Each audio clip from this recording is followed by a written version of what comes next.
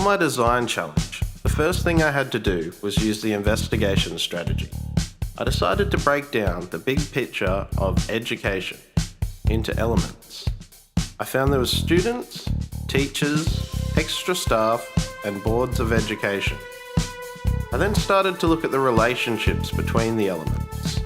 I found that students learn from the teachers, extra staff provide the teachers with extra time, boards of education provide the money for the school, money dictates the quality of the resources for the school, and the quality of the resources dictates the level of engagement of the students.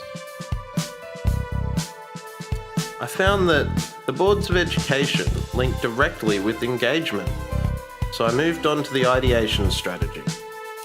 My rough idea was to use technology to provide engaging learning experiences. I knew it had to be low cost, linked to curriculum to suit the boards of education, easy to use for the students, and demonstrate the learning visually for the teachers. I decided to make a game to test the virtual reality technology coming out to see how immersive it actually is. I know it's a little out of reach for a Year 4 student, but they could potentially learn how to code and develop an app to test with instead. So I had to go back to the investigation strategy now and break down the elements of the game. I found that there was competitors, consumers, sponsors, investors, and the VR technology itself.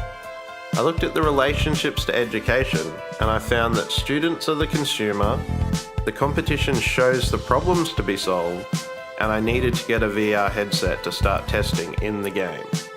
So I moved on to the production strategy, and I actually started creating my game. I modeled the levels, and then I created a video storyboard. My idea was to put the video on YouTube while I was developing the game and get feedback about my idea. I also had to contact other people developing virtual reality technology and get feedback from them and see what problems they're having. My plan of action was to produce the game, run tests in the game to understand the technology, and then showcase the game for feedback. Then I could finally start creating my virtual learning experiences. By the time that I'm up to step 4, I will actually be teaching in classrooms, so I'll be able to actually test this really easily.